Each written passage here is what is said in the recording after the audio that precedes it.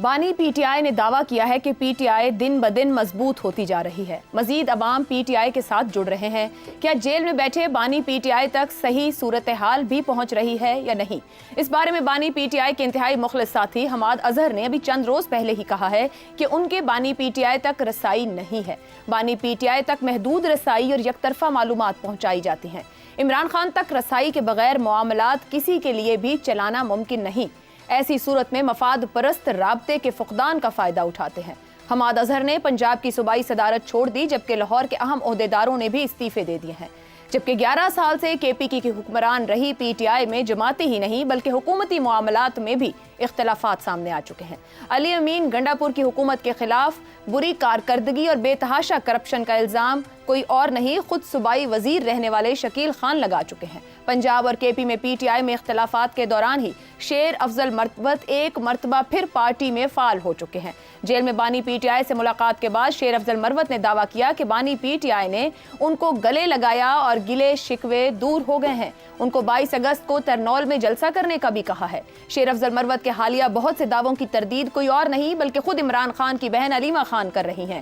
کیا شیر افضل مروت کو ملے حالیہ آشیرواد کو پی ٹی آئی کی قیادت برداشت کر لے گی یا پی ٹی آئی میں مزید اختلافات دکھائی دیں گے؟ ان حالات میں بھی اگر بانی پی ٹی آئی یہ دعویٰ کر رہے ہیں کہ پی ٹی آئی دن بدن مضبوط ہوتی جا رہی ہے تو کیا کڑے وقت میں پی ٹی آئی کے لیے مشکلات کا بوجھ اٹھانے والے حماد اظہر کا دعویٰ درست دکھائی نہیں دیتا؟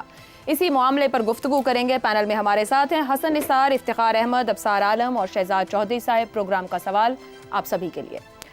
پی ٹی آئی دن بدن مضبوط، بانی پی ٹی آئی بانی تک محدود یک طرفہ معلومات. حماد اظہر کے پی اور پنجاب میں اختلافات شدت اختیار کرنے لگے.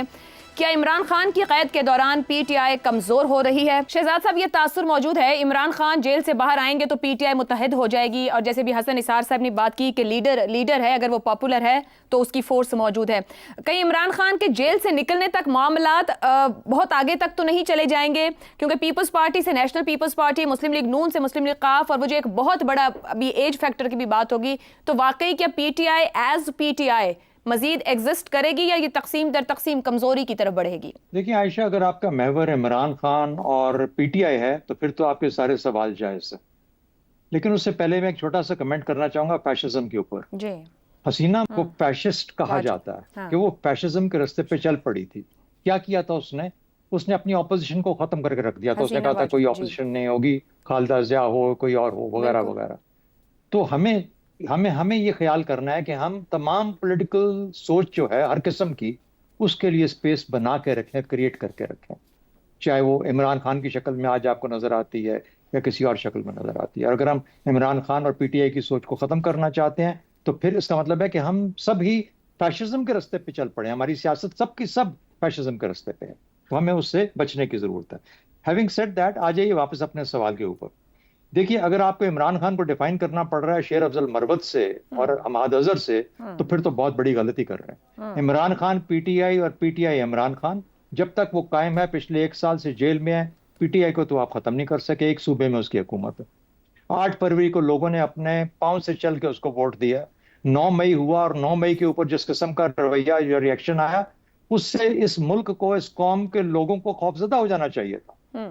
لیکن اس کے باوجود وہ 8 فروری کو نکل کے انہوں نے اس کا جواب دیا، اور بڑے بہتر انداز میں، ایک جمہوری انداز میں اس کا جواب دیا.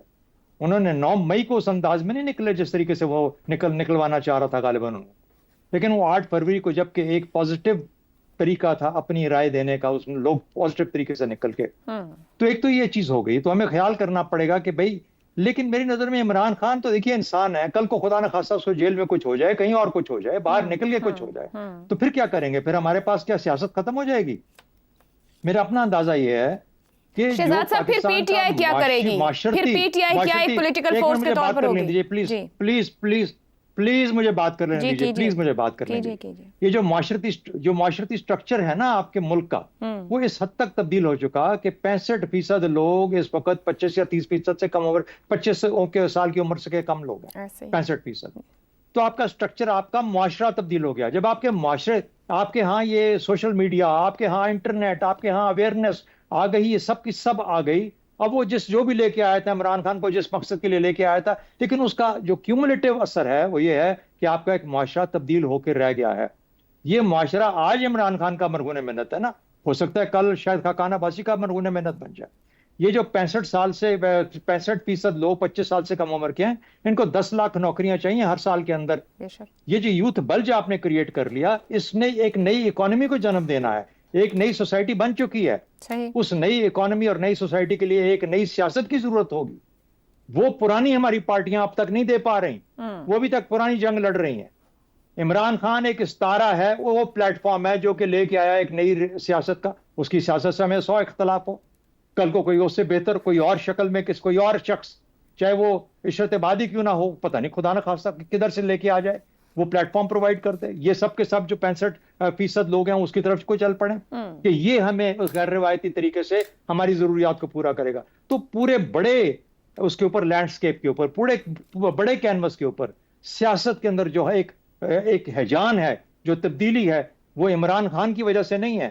وہ اس معاشرے کے اندر جو نئی جوہتیں ہیں ان کی وجہ سے ہے، اور ان کو نہ اس وقت پہچاننا ہماری بہت بڑی غلطی ہوگی. جب تک ہم اس قید میں پھنسے رہیں گے نا کہ پی ایم ایل این، پی پی پی اور پی ٹی آئی کے اندر عمران خان سے نہیں بچ پائیں گے. پی ٹی آئی زائل ہو جائے گی، ختم ہو جائے گی، لیکن ایک نئی شکل کسی اور شکل میں کسی اور پارٹی کے نام کے ساتھ آ جائے گی. تو کیونکہ ان لوگوں کی ضروریات پوری نہیں ہو رہی جو کہ آپ کی آبادی کا ایک بہت بڑا حصہ بنا جا رہا ہے. ٹھیک ہو گیا. افتخار صاحب ابصار صاحب میں لیتی ہوں افتخار صاحب کا پوائنٹ آف ویو. افتخار صاحب، کے پی میں اختلافات 2013 سے ہمیں دکھائی دیتے رہے جب سے پی ٹی آئی کی حکومت ہے. بانی پی ٹی آئی اختلافات کو اپنے حق میں استعمال بھی کرتے رہے، ان کو ریزالو بھی کرتے رہے، معاملات کو وہاں سنبھالتے بھی رہے. ابھی اوپر حسن صاحب نے بھٹو صاحب کا حوالہ دیا. جیل میں بیٹھ کر بھٹو جیسا لیڈر اپنی جماعت کو اپنے حساب سے یا اپنی خواہش کے مطابق متحد نہیں رکھ سکے، اس طرح لے کے نہیں چل پائے. کیا عمران خان کے لیے معاملات کو کل کو باہر آ کر جب بھی آئیں ہینڈل کرنا آسان ہوگا، جماعت کو متحد رکھنا آسان رہے گا؟ یہ آپ کو کس نے کہہ دیا کہ بھٹو پارٹی کو متحد نہیں رکھ پائے؟ اپنی خواہش کے مطابق اس وقت اس طریقے سے نظر نہیں آئی چیزیں نا. بھٹو کو پھانسی اس لیے دی گئی کہ اس کی پارٹی نہیں توڑ پائے. پھانسی اس کو اس لیے دی گئی کہ وہ پاکستان کے عوام کی نمائندگی کرتا تھا. یہ آپ کو کس نے کہہ دیا کہ اس کی پارٹی کے اندر اس کا کوئی ایسا اختلاف تھا؟ لوگ جماعت سے علیحدہ نہیں ہوئے. کون اس کو کون علیحدہ ہوا؟ اس کو جو وہ ان کی حیثیت کیا تھی ان کو جانتا. کوئی 2-4 نام مجھے گنوا دیں تو نہیں. چلیں ٹھیک ہے، یہ کمپیریزن غلط ہے. اچھا ٹھیک ہے. This is absolutely different comparison. Zulfikar Ali Bhutto کا کمپیریزن مجھے نہیں پتا کیوں اب کیا جاتا ہے، جبکہ اتنی باتیں کی جا رہی ہیں کہ نوجوانوں کا ایک ابھار آ گیا اور اکانومی ایک نئی ڈائمنشن مانگتی ہے. تو نوجوانوں کا یہ ابھار تو پچھلے 10 سال سے خیبر پختونخوا میں ہے یہ نہیں. تو وہاں پہ کون سی لاکھوں نوکریاں ان کو دے دی گئیں؟ اس جماعت نے وہاں پہ کیا ڈیلیور کیا جس جماعت کے بارے میں خوف زدہ کیا جا رہا ہے کہ جو یہ نوجوانوں کا ایک ابھار ہے اس کو مان لو اور اس کی بنیاد پہ جو کچھ وہ پارٹی کرنا چاہتی ہے. 2/3 کس بنیاد پہ ملی ہوگا؟ 2/3 بھی تو ملی نا وہاں پہ. کہاں پہ؟ نہیں میری سوال 2/3 ملنے، یہی تو میرا سوال ہے. یہی تو میرا سوال ہے کہ مجھے ڈرایا جاتا ہے ایک بلج سے. جی ٹھیک ہے، میں کہتا ہوں گڈ، ویری گڈ، میں مانتا ہوں بلج ہے. چلے حقیقت سے چلے حقیقت کو مان لیتے ہیں. اس حقیقت کو سامنے رکھتے ہوئے 10 سالوں میں وہاں پہ اقتدار جب ان کے پاس ہے تو وہاں پہ اس نوجوانوں کو کتنے لاکھ نوکریاں فراہم کی گئی؟ یہ سوال اٹھایا جائے گا اور سوال پہ ڈیبیٹ ہونی چاہیے اس پاکستان کے اندر. یہ ہم نے زیادتی کی اپنے ساتھ بھی کہ اس صوبے میں ان کی حکومت کی کارکردگی کو زیر بحث لانے نہیں دیا. ہم زیر بحث لائے ہیں 2 افراد کے حوالے سے جو آپ نے بات کی. ایک کا نام حماد اظہر ہے، شیخ افضل ہے اور اسلم اقبال ہے. پارٹی کے اندر اختلافات ہوتے ہیں اور یہ پارٹی کے اندر اختلافات رہیں گے، لیکن سوال یہ آپ کا کیا ہے؟ آپ پارٹی کے اندر اختلافات کی بات کرتے ہیں. میں آپ کو بتا دوں یہ اختلافات عمران خان کو نقصان نہیں پہنچائیں گے. عمران ایک ایسی شخصیت کے طور پہ ایمرج گیا جس کو لوگ چاہتے ہیں، مان لیا. ابھی ہمارے آج کی ڈیبیٹ میں یہ بات کی گئی کہ لوگوں نے 9 مئی کے واقعے کو بھلا دیا اور اپنے قدموں پہ چل کے گئے اور ووٹ ڈالے، اور اس کا کوئی سائنٹیفک انالیسس ہمارے پاس نہیں ابھی تک آیا. ابھی تک صرف 33 پٹیشنز ہیں اس حوالے سے عدالت کے سامنے جو ٹریبونل بنے ہیں. ہمیں جذباتی نہیں ہونا چاہیے اور اس حقیقت کو تسلیم کرنا چاہیے کہ پاکستان کے مسائل ہیں. اس حقیقت کو تسلیم کرنا چاہیے صرف عمران بوڑھا نہیں ہو رہا، اس کے ساتھ باقی لیڈرشپ بھی بوڑھی ہو رہی ہے.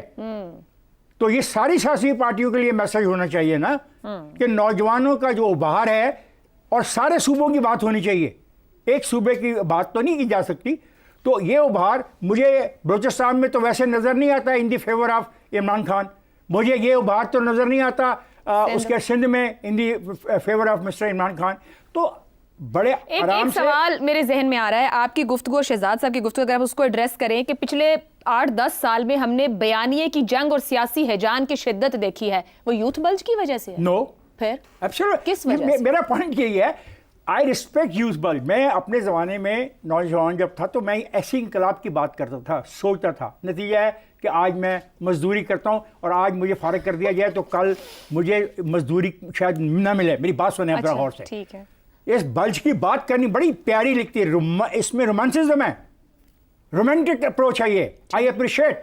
लेकिन सवाल ये है कि हकीकत में जहाँ 10 साल से वो हुक्मरान है, इसका फायदा वहाँ की इस नौजवान उभार को क्या मिला?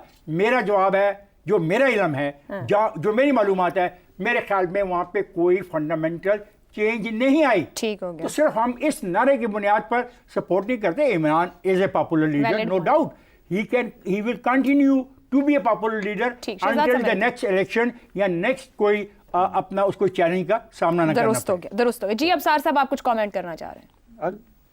मैं इसी ये पॉपुलर लीडर की जो बात कर रहे हैं इफ्तिखार साहब और यूथ बल्ज की, और यहाँ कहा गया कि फैशिज्म का मुकाबला जो है वो फैशिज्म, ये भी फैशिज्म है जो हो रहा है। तो मैं इस पे हैरान हूँ कि अगर कोई कौम को तकसीम कर दे और नफ़रतें बोए, जहर घोले नौजवान नस्ल के जहन में, और वो गालियां दें, वो लोगों पे बहतान लगाएं, झूठ बोलें। इफ्तिखार अहमद तो जवानी में लोगों को गालियां तो नहीं देते होंगे ना, जज्बाती तो होंगे। यहाँ तो इतनी नफरत पैदा कर दी गई है। इस फैशिज्म का मुकाबला अगर कानून के नफाज से फैशिज्म है, तो मैं हैरान हूँ कि हमारी मुल्क की किस्मत किन लोगों के हाथों में रही है कि इसको फैशिज्म के कानून के निफाज को एक पॉपुलर लीडर पे जो फैशिस्ट रास्ते पे चल रहा था, कौम को तकसीम कर रहा था, उसको कह रहे हैं कि ये भी फैशिज्म है। हैरान हूं मैं इस बात पे। ठीक हो गया। और मुझे नहीं समझ आ रही कि कैसे। शहजाद साहब इसको इजी कर लेते हैं कि माशरे और मईशत को जो मुतबादिल दरकार है, जो आप भी ऊपर बात कर रहे थे, फंडामेंटल चेंज, वो इसी रास्ते से आएगा? सुने जी ना जी नहीं, मैंने वाजिद की बात की जो बिल्कुल तकसीम क्रिएट नहीं कर रही थी, जो बिल्कुल नफरत क्रिएट नहीं कर रही थी, और सिर्फ अपनी single party, one party rule को एग्जिस्ट को रीइंफोर्स कर रही थी। तो थोड़ा सा वो फर्क महसूस कर लीजिए। यही चाह रहे हैं जो आप कह रहे हैं, नहीं, तो आप भी यही चाह रहे हैं। ये कहने का मतलब ये है कि जो आजकल की सियासत है इसमें भी ये खान साहब ये चाह रहे थे ना, यही तो गलती है हमारी। बचने की जरूरत है। ये तो गलती खान साहब ये चाह रहे थे, अभी भी चाह रहे हैं। इससे बचने की नहीं, आप डिफाइन गलत करते हैं ना उसको। जब मैं जिस तरीके से डिफाइन कर रहा हूं उसके अंदर मैं कह रहा हूं आप डिफाइन गलत करते हैं। मैं कह रहा हूं आप डिफाइन गलत करते हैं। मैं कह रहा हूं आप डिफाइन गलत करते हैं। पॉइंट ऑफ व्यूज है, अपने पॉइंट ऑफ व्यूज है। और दुनिया नहीं सोचती, आप पढ़ लो बांग्लादेश का। दुनिया नहीं सोचती, हम ऐसी सोचते हैं ना। मैं दुनिया का जिम्मेदार तो नहीं हूं, मैं तो देख रहा हूं जो मेरे मुल्क में हो रहा है। आपकी सोच मेरे मुल्क में ऐसे ही हो रहा है ना। आप दोनों का पॉइंट ऑफ व्यू अपनी जगह कौम को तकसीम किया। एक ब्रेक लेते हैं।